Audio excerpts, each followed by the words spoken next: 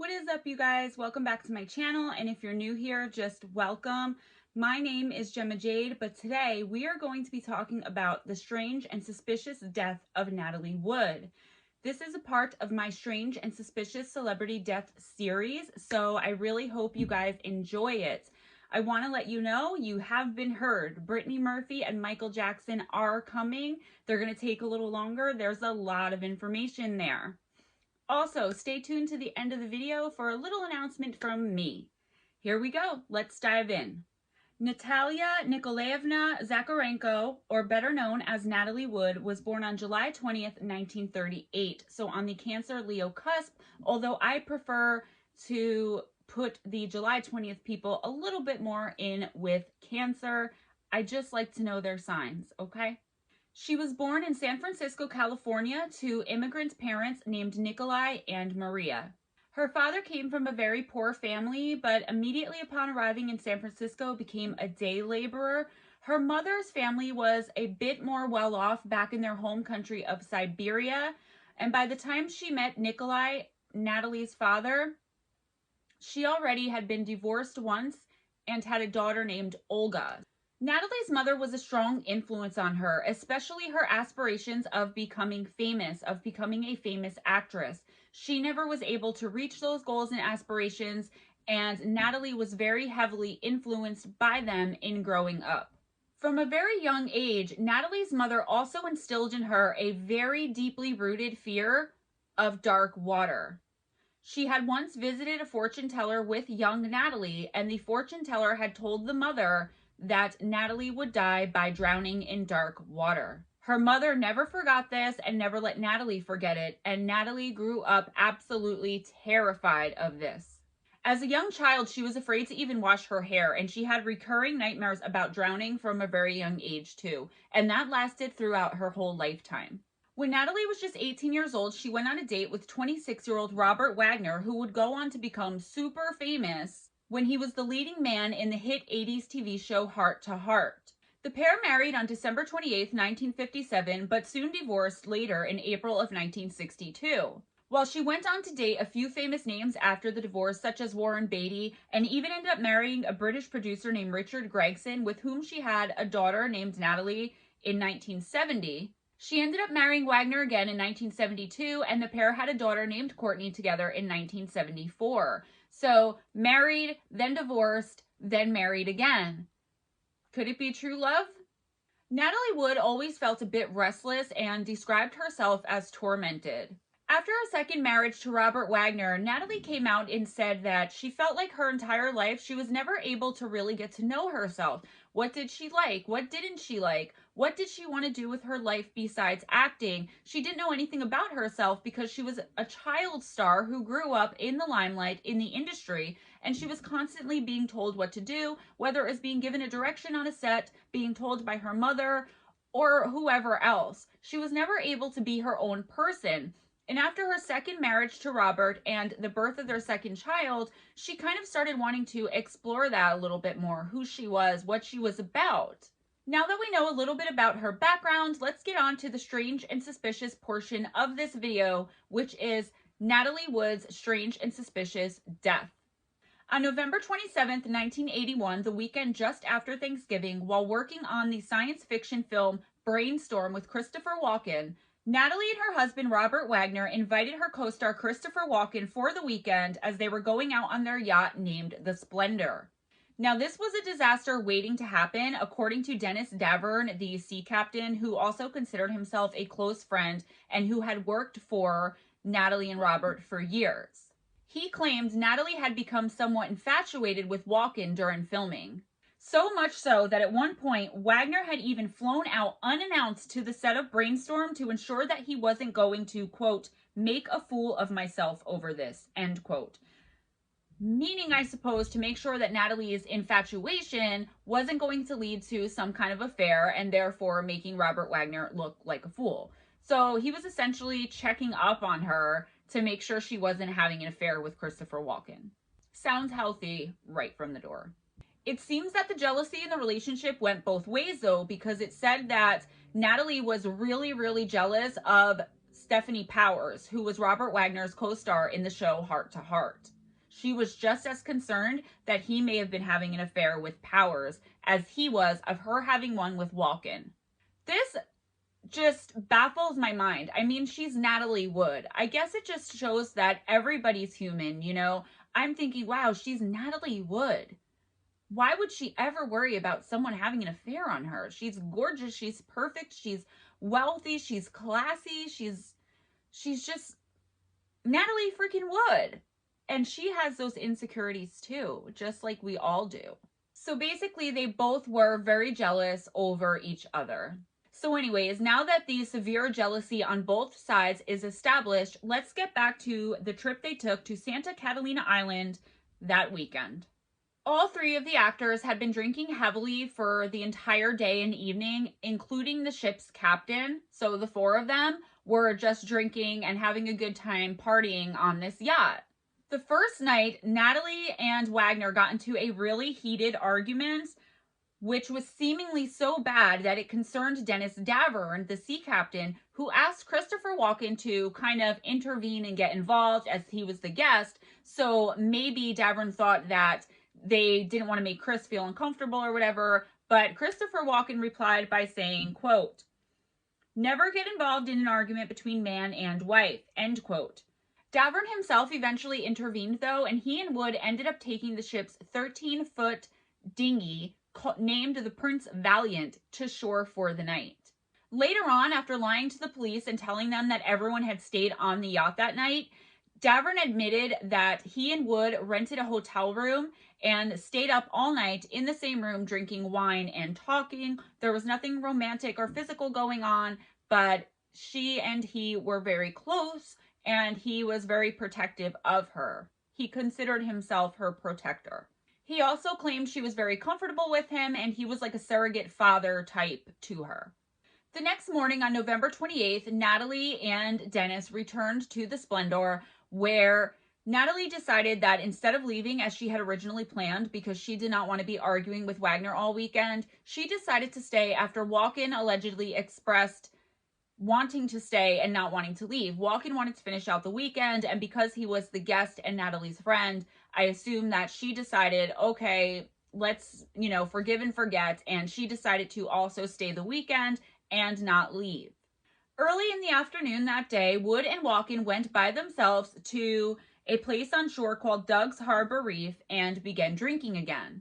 The waitress later reported that the table had drank 2 bottles of wine, 2 bottles of champagne, and one of the men were drinking daiquiris, though she could not remember which man it was. So it was Dennis Davern, Christopher Walken, Robert Wagner, and Natalie Wood in the restaurant. 2 bottles of wine, 2 bottles of champagne, and one of the males were drinking daiquiris.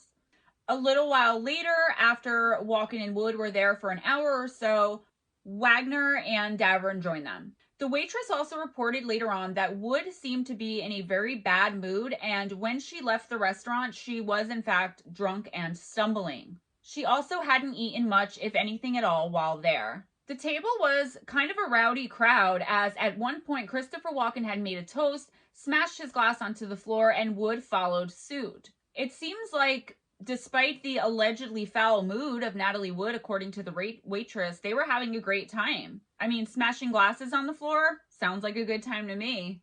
Davern also later stated that Wood and Walken were very flirty throughout that entire lunch and throughout the entire evening, when eventually they did leave the restaurant and board the yacht to stay the night. So reportedly, they spent all day here drinking because Wood and Walken went early in the afternoon.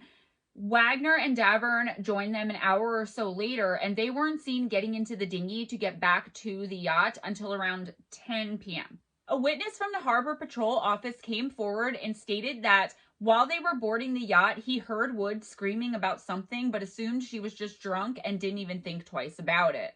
There were also witnesses aboard a nearby boat whose names were John Payne and Marilyn Wayne, and they reported hearing a lot of shouting, but around midnight, so about an hour and a half after they got back to the yacht.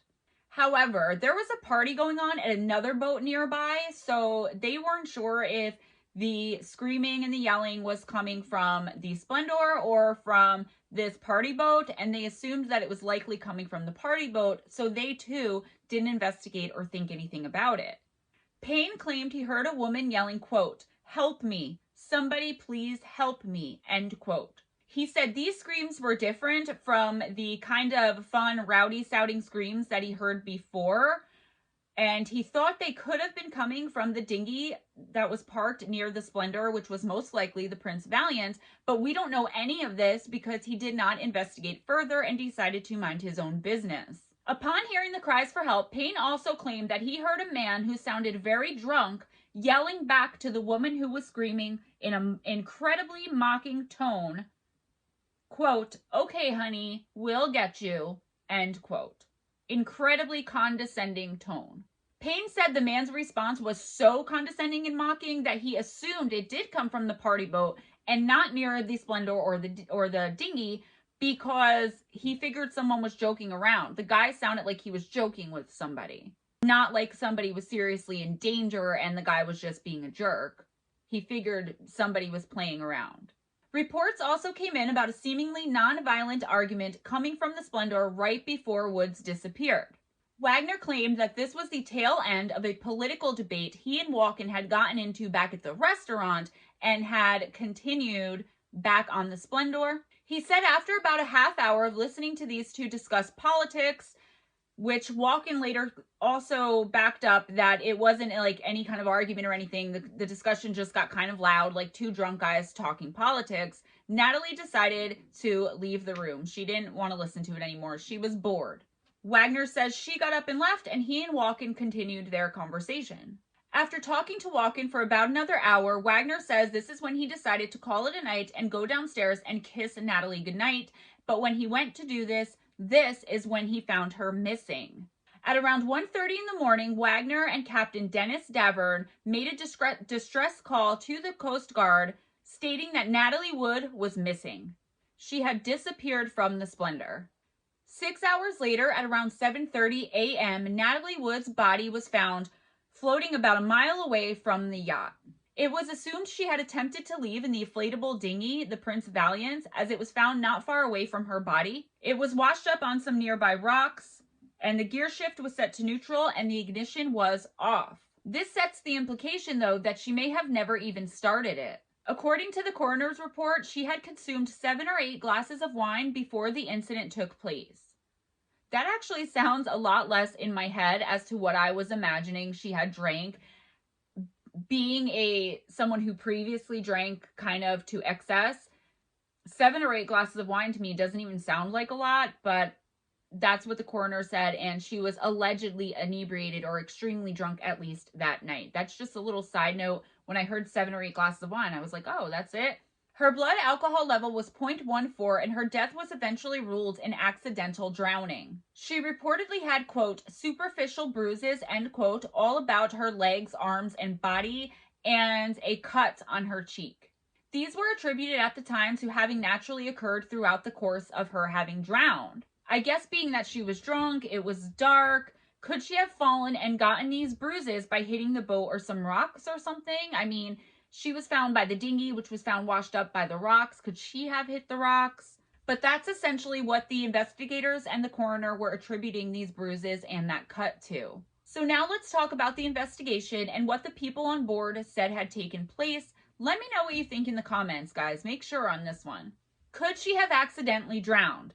This was the conclusion drawn by the medical examiner, assuming she had accidentally fallen into the water while trying to get into the dinghy. With her fear of dark water that was lifelong, she even had recurring nightmares. She probably wasn't a great swimmer, right? If she knew how to swim at all. The theory was that the red down jacket she was wearing had become heavy when it became wet and soaked, but due to her inebriated and probably panicked state, she didn't even think to take it off while trying to climb back aboard the dinghy. There were scratches found on the side of it, which were presumed to be Natalie's as she tried to climb back aboard to save herself, fingernail scratches. If this was the case, then most likely she had eventually drowned from hypothermia due to the freezing cold temperature of the water and from becoming exhausted from wearing this heavy, wet, soaking wet jacket and from the effort exerted trying to get herself back onto the Valiant to get back onto the Splendor. The coroner concluded it was also very likely that Natalie had clung to the side of the Valiant as it drifted away from the yacht. However, Natalie's own sister vehemently disputed this hypothesis, saying, quote, "My sister was not a swimmer and did not know how to swim, and she would never go to another boat or ashore in a nightgown and socks," end quote. I mean, I can definitely see where she was coming from. You know, we talked earlier about Natalie's lifelong fear of dark water. So that keeps coming up again and again as a recurring theme. But we're supposed to believe that she, for some reason, drunk in the middle of the night, decided to not ask the sea captain, who would definitely bring her as he'd done it the night before. She decided to do this herself. But we'll get into that. By the way, both Walken and Wagner claim to have never heard any woman screaming or any men's mocking voices. Robert Wagner spoke about Natalie's death in his autobiography released years later. One of the things he said was, quote, "It was only after I was told that she was dressed in a sleeping gown, heavy socks, and a parka that it dawned on me what had really occurred.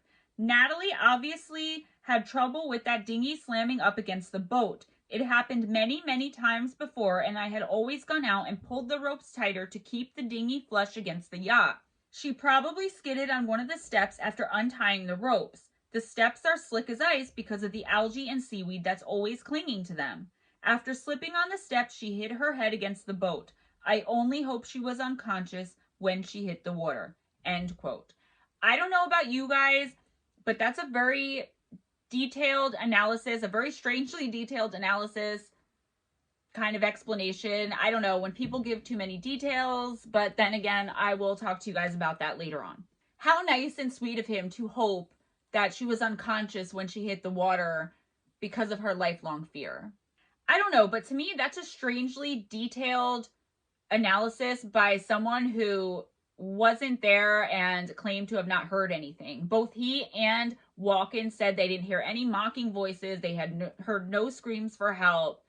So that's a very, I don't know, that's a lot of detail for someone who claims to have not been there, not heard or saw anything either. So here are some of the things I've come across that makes people think that this theory is garbage and not really plausible. First off, the Valiant was rubber, which would not make much noise when bumping up against a yacht.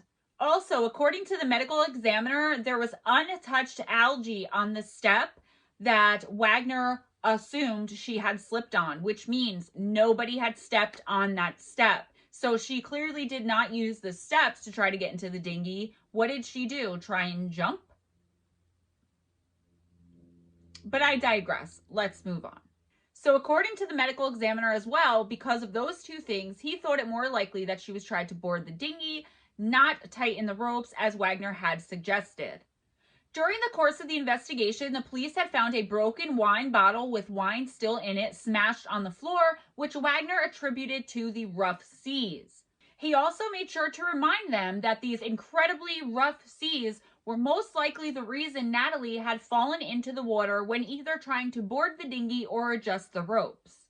So, we've heard what her husband Robert Wagner had to say about the events leading up to her drowning, but remember, he wasn't the only one on board that night. So let's listen to what the sea captain and close personal friend and surrogate father to Natalie Wood had to say about the events leading up to her demise.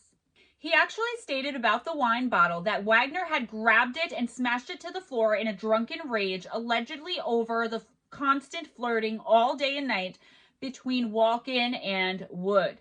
He claimed that Wagner screamed to Walken right before grabbing the bottle, quote, "Jesus Christ, what are you trying to do? Fuck my wife?" End quote. Also, in his autobiography published in 2009, which I have never read, apparently he does admit to smashing the bottle himself, but I don't know if he went into detail stating that he said these things to Walken or if he went into the reason. I just know that he did admit to smashing the bottle. If this is the case, though, and he admits to smashing the wine bottle for whatever reason, why was he so quick back in 1981 to blame the rough seas not only for the wine bottle falling over and smashing to the floor, but he also, remember, decided to remind the police that this is most likely what caused Natalie to fall into the water? That's a little strange and suspicious to me. So we talked about the medical examiner's report. We talked about what Wagner had to say, the reasons why this death was ruled an accidental drowning, whether they make sense or not, right? Let's talk about the theory of foul play possibly being involved, specifically with Robert Wagner. Just going to point out some inconsistencies. We'll find out in a few minutes why Dennis Davern is not the most reliable source of information, but this is what he had to say. Keep in mind that Christopher Walken's recounting of the events that night very closely line up with Robert Wagner's, but Davern's differ a lot. Walken claimed that an argument had broken out between Wagner and Wood about how much time she was spending away from him and their daughters, their family.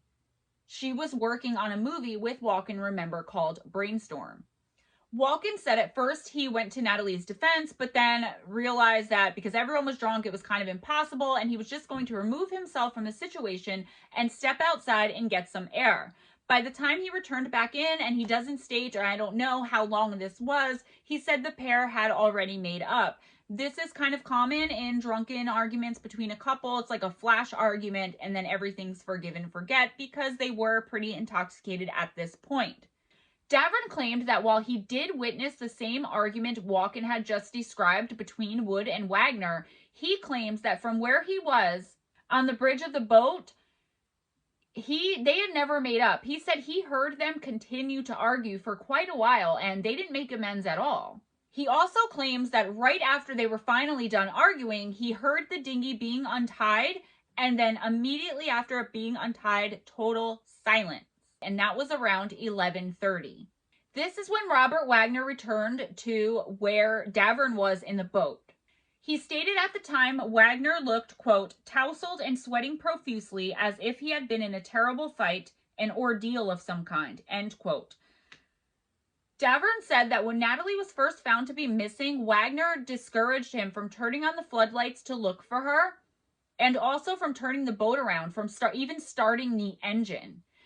Wagner's reason for this, according to Davern, was he didn't want to alert any of the neighboring yachts or boats that there may be something wrong. He wanted to continue searching the yacht for Natalie. Although, how many places are there to look in a yacht? Wouldn't you go right to the water at that point? But according to Davern, he wasn't even allowed to start the engine or turn on the floodlights. Remember, he did, at the end of the day, work for Robert Wagner. Now, about Davern. Many people believe that his recounting of events isn't even credible because, first of all, it took him years and years before he came out with any information about that night, aside from whatever he told investigators, we don't know. But also because the way he came out with the information, he would give bits and pieces to tabloid magazines here and there, seemingly as he needed money. He would sell a little bit more of the story to the highest bidder. This is just allegedly, this is what just what some people think.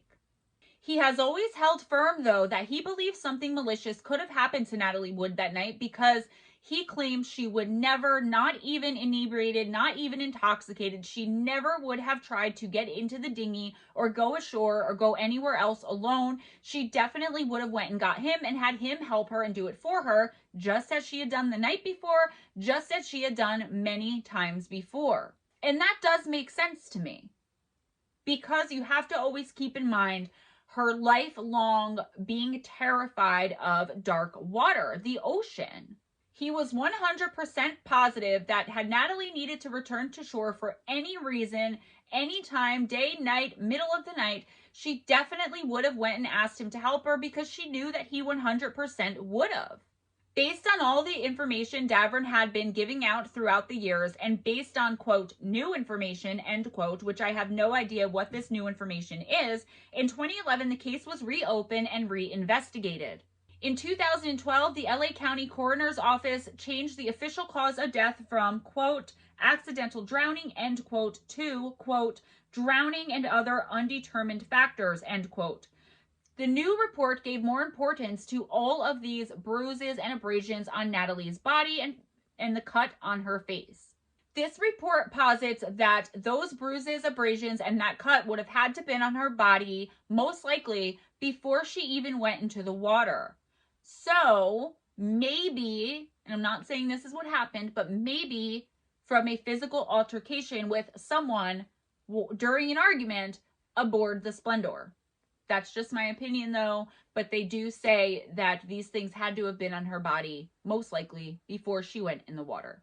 So they're wondering, like I just said, how did they get there?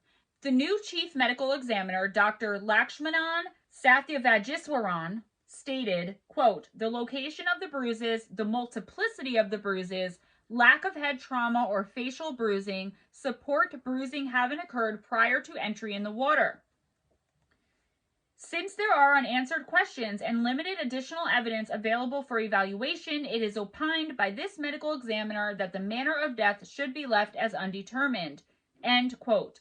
As of 2013, a spokesman for the LA County Sheriff's Office described the case as, quote, open and ongoing, nothing definitive has closed it, end quote. This same man stated, however, that Robert Wagner is not a suspect. Natalie's sister, Lena Wood, stated about Robert Wagner, quote, I can't imagine that he would have purposely done anything to hurt Natalie. However, I know things happen when there is too much drinking and fighting, end quote. Whether or not Robert Wagner actually had something to do with his wife's death or not, he definitely has stated time and again that he feels responsible. He feels like it was his fault for having not discovered she was missing sooner. Maybe if he had noticed right away, he would have found her as soon as she went into the water and been able to get her help, give her help, and save her. But that's not what happened. As a whole, the entire time, aside from two investigators, Christopher Walken has basically only said, quote, the people who are convinced that there was something more to it than what came out of the investigation will never be satisfied with the truth, because the truth is there is nothing more to it. It was an accident, end quote. Even the former lead investigator on the case states he has no idea how Natalie actually got into the water. Even the former lead investigator stated that he has no idea how Natalie initially entered the water. I guess because of the work I do and all the information that I come across while doing it, maybe my mind works differently than other people, and I'm definitely not accusing anyone of anything.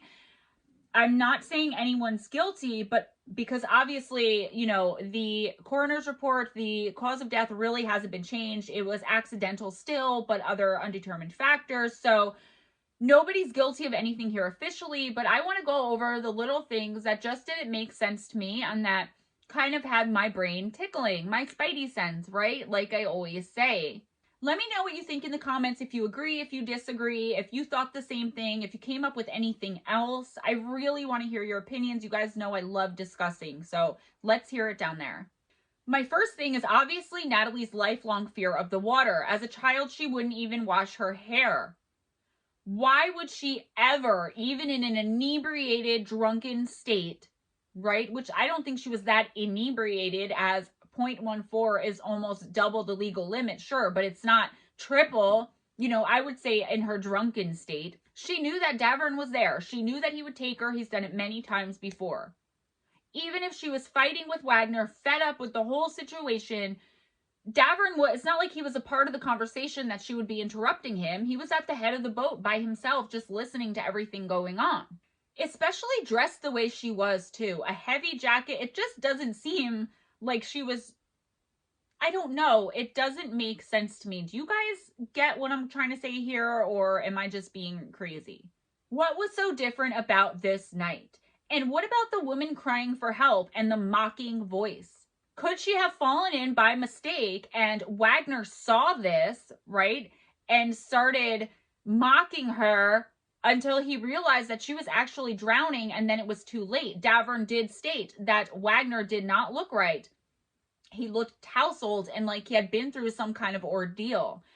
I think what might have happened, and this is just my opinion, what might have happened was something happened accidentally and it got out of control. Maybe Wagner was angry at her and like pushed her or something, or she fell and he decided instead of helping her right away to mock her before he realized she seriously needed help, and then couldn't see her anymore because of the darkness of the water. He didn't want Davern at that point to turn on the floodlights or look for her because she might have still been alive to tell what have happened and gotten him in trouble. I don't know. My mind really doesn't go there either. That's why this is part of my Strange and Suspicious Celebrity Death series. it just doesn't make sense to me. It's like, I could see accident, but I can also see sinister, because to me, there's an in between. Could it have started off as an accident and then turned sinister? Could it start off as accidental and end up on purpose? Another thing that kind of struck me as odd, and I mentioned it briefly before, when Wagner was recounting to the police, he had this incredibly detailed story about what he thinks she was doing out there as far as tightening the ropes on the dinghy and possibly falling in. In my experience, when someone has nothing to hide, they answer questions directly and forthrightly. He seemed to have way too much detail for someone who claimed to have not seen or heard anything. Just way too much detail. Why didn't the police talk to people nearby on the party boat to see if that mocking voice and those screams for help came from there? Did they, and what came of it? Is it possible that the LA police at that time, who probably came across many celebrities, were so starstruck by Robert Wagner's celebrity, as he was a big hit at the time with Heart to Heart? That was a huge show in 1981. Did they kind of want to just sweep this under the rug to protect a celebrity? Did they get paid off? These are all things that I've heard, things that I've come up with. They're all alleged, not trying to get sued. So I'll leave you with that. Guys, please be sure to give this video a thumbs up. I have videos with like 300 views and 9 likes. That's like a really low ratio. I know some of my past videos were done really poorly. The editing was bad. The angle was off. The background was atrocious. So what I'm going to do is, when I have the time, I'm going to reboot those old videos. I'm going to redo them. I'm going to take down the older one. They're really embarrassing for me. Some of them, I watched some last night and I was like, oh my goodness. I know you guys don't care, but I do. So if you would do me a favor, if you've already seen them, rewatch them whenever you're bored and have nothing to do. Get me those views back up. I'm going to try in each case, wherever I can, to add something to it so that it's not exactly the same.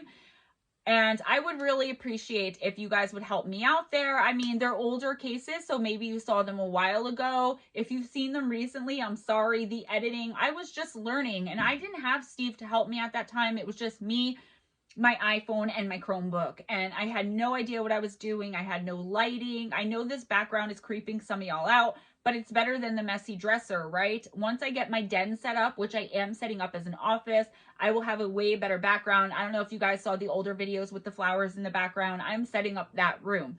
So bear with me. So like, comment, subscribe, share if you think it's worth it. Thank you so much for hanging out with me today on this series. So much coming up. Please check out the description box for some links. If you are able to support the channel financially, you have no idea the difference it can make in the professionalism of my videos, where I can get a green screen, I can get the roller, I can get a lot of things that I need. I'm working on audio. You don't have to tell me about it. I just have to learn how to use my new mic. It's a little bit complicated, but I am trying. I am aware of the situation. So anyways, if you want to become a patron, click the Patreon link below. And I just released my first for Patreon only content. It was only a very short video, but I thought it was cute, and I wanted to show my patrons now that I do appreciate you and give you something special. It wasn't at first meant to be a Patreon video, so next time it'll be a little more geared towards you guys, but I hope you enjoyed it anyway.